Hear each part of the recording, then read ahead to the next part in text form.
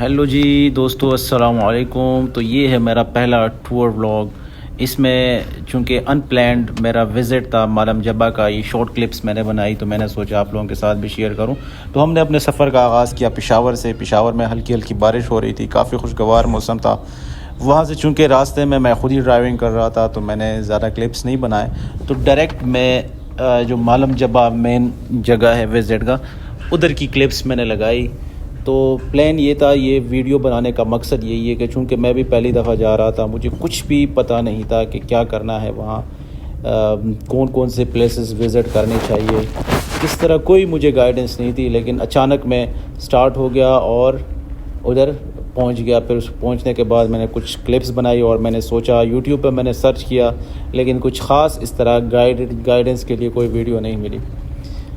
تو میں بتاتا ہوں کہ سب سے پہلے جب آپ یہاں سے جاتے ہو پشاور سے، یہاں پر پشاور اسلام آباد موٹر وے پر کرنل خان انٹرچینج سے اتر کے پھر وہاں پر آپ سوات جو موٹر وے ہے اس پہ چڑھتے ہیں۔ اس کے بعد آپ لوگ اس سے سوات پہنچ جاتے ہیں۔ سوات سے آگے تقریباً 2 گھنٹے کا یا اس سے بھی تھوڑا سا زیادہ سفر ہوتا ہے، کیونکہ سنگل روڈ ہے اور 2 وے روڈ ہے، جس کی وجہ سے کافی لمبا ہو جاتا ہے۔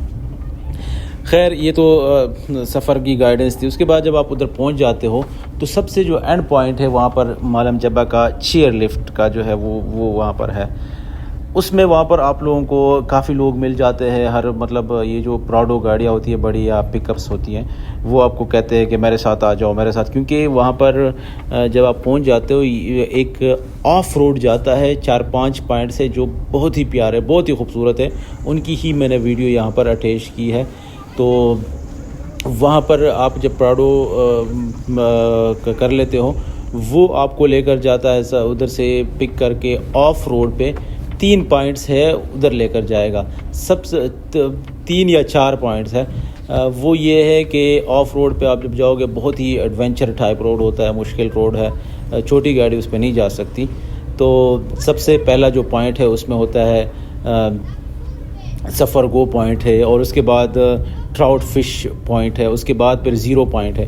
یہ جو ابھی کلپس دیکھ رہے ہیں ہم، سب سے آخری جو پوائنٹ تھا، پہلے ادھر گئے 0 پوائنٹ، وہاں پر ہم نے تھوڑا زیادہ لمبا سٹے بھی کیا، کیونکہ ہم تھوڑا سا لیٹ نکلے تھے پشاور سے، تو پھر بھی ہم عصر کی نماز سے پہلے پہنچ گئے، مطلب اندھیرا نہیں تھا، کافی ہم نے انجوائے کیا اسی لیے۔ لیکن اگر اس سے بھی تھوڑا جلدی نکلتے تو باقی جو 2 پوائنٹس ہیں اس پہ بھی ہم زیادہ ٹائم گزار سکتے تھے۔ یہ جو آپ لوگ دیکھ رہے ہو یہ ہے 0 پوائنٹ۔ 0 پوائنٹ مطلب یہ سب سے اونچا پوائنٹ ہے جب آف روڈ پہ جاتے ہو۔ اس سے نیچے پورے جو مالم جبہ کا ویو ہے وہ آپ کو بہت ہی پیارا، بہت ہی دلکش ویو نظر آتا ہے۔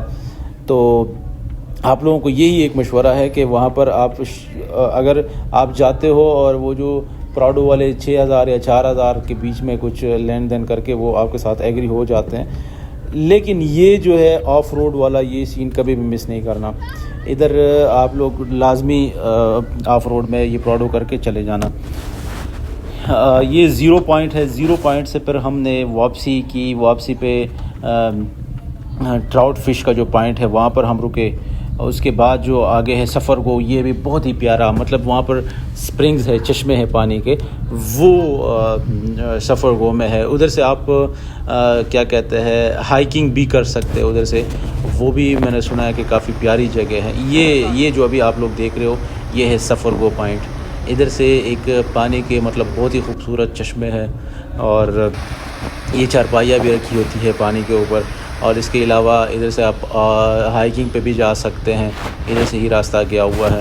اور اس کے علاوہ جب ہم نے ادھر تھوڑا سا ٹائم سپینڈ کیا، پکچرز کھینچے، اس کے بعد ہم آئے جو بیچ میں ٹراؤٹ فش کا پوائنٹ ہے، وہاں پر ٹراؤٹ فش کا باقاعدہ وہاں پر بیچتے ہیں، مطلب وہاں پر ایک سٹال لگا ہوا ہوتا ہے۔ یہ جگہ یہاں پر یہ ٹراؤٹ فش کا سٹال ہے، مطلب وہاں پر پکاتے ہیں یہ اور پھر وہاں پر بیچتے ہیں۔ یہ ٹراؤٹ فش کی جو فارم ہے وہ ہے، یعنی یہاں پر آپ لوگ اگر میزوم آپ لوگوں کو شاید نظر آئے اس میں ویڈیو میں، یہ نیچے ٹراؤٹ فش اس میں جا رہے، اس کا فارم لگا ہوا ہے ادھر۔ یہاں پر بھی پانی کا چھوٹا سا چشمہ بھی ہے، یہ بھی کافی پیارا خوبصورت ویو یہاں پر بھی آتا ہے۔